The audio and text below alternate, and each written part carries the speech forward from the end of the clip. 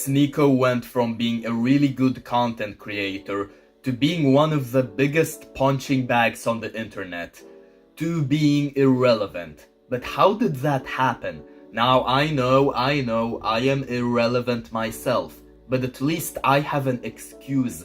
I haven't been doing this type of content for long, but if I'm consistent enough, then give me time and I will slowly, over time, become, well, relevant. But Sneako used to have that relevance once upon a time, and then he just faded into obscurity. So what went wrong? Well, that's what we will be discussing today. So Sneako started out as another self-development channel, which I think is great. It is something even my twin brother currently does, link to his channel in the description.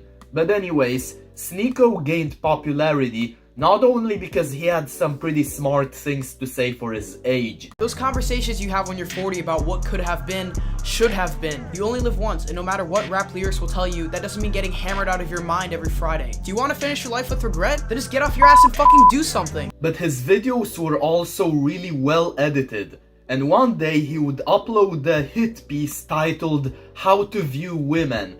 This video pretty much received positive opinions from everyone, except for Hassan Piker.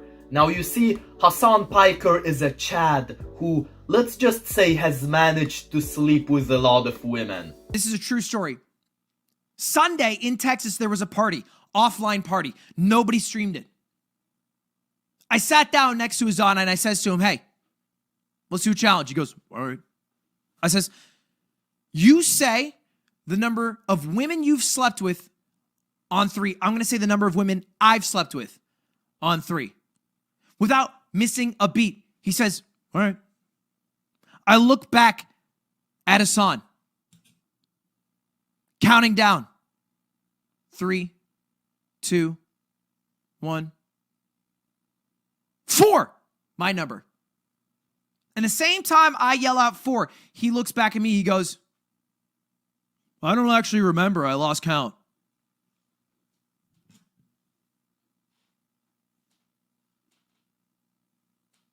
Ancient Egyptians could count to thousands. Yet 2,000 years later, Chad Son literally lost count. So as a result, Hassan Piker was completely oblivious to what us normies have to experience. And yet he decided to react to a video that obviously was not targeting Chads like him. So here is how he reacted. I don't get it. Like, who is this for? I mean, I guess it's for like a bunch of incel dudes. Like, what? He's not cosplaying as an incel. He is an incel. And when this happened, something just snapped within Sneako. Suddenly, Sneako came to the conclusion that his high-effort videos would still be criticized, and that people like Hassan managed to be way more successful despite not working as hard.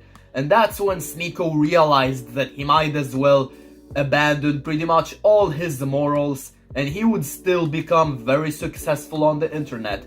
And that's exactly what happened. Sneako managed to become arguably the biggest clown on the internet during that time. He openly bragged about watching his girlfriend frick another dude. Right here, and she's like, eh. And I'm like, oh, yo, I'm like feeling traumatic thoughts, like seeing her with another person. It's a lot. But I think it's something everybody should do just to test. No! You know what? He fabricated career-threatening lies about Brandon Buckingham. Saying you're gonna R-word my girlfriend? You said that? Yes! Word for word! I'm going to R-word your girlfriend! And he threatened Moist Critical, only to get owned in a really funny way. Watch my clips? Watch my clips. Watch my clips. You absolute buffoon. What you have there is not clips.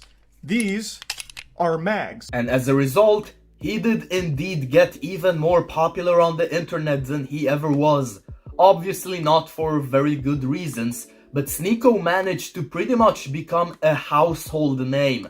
But the problem is that when you become this famous for all the wrong reasons, you will eventually fade into obscurity. Compare him with someone like PewDiePie or Markiplier.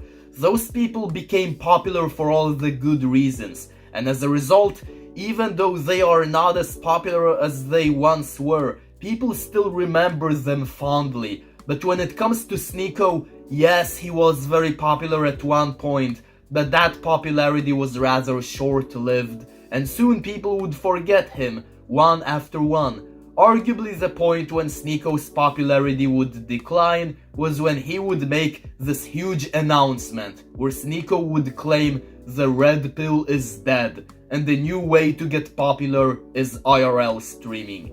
IRL streaming is what I want to do now.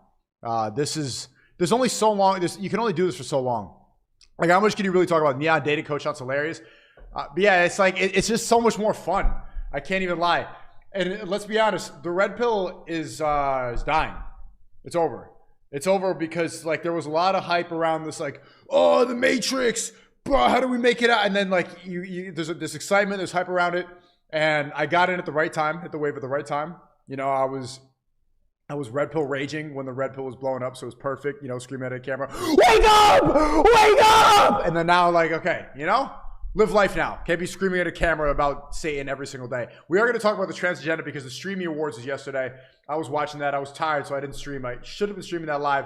I want to react to that. They did diss me, and there was, you see who won Breakout Creator of the Year? So there are bits and pieces to talk about, but it's like, there's only so much you could say about the red pill, right? Get a girl with a low body count, don't watch porn, go to the gym. Boom, done. That's like, you sum up most of, like, instead of repeating it, and that's when you guys kind of get off on just seeing people like owning, it's like when you're 14 and you watch Ben Shapiro owns libs.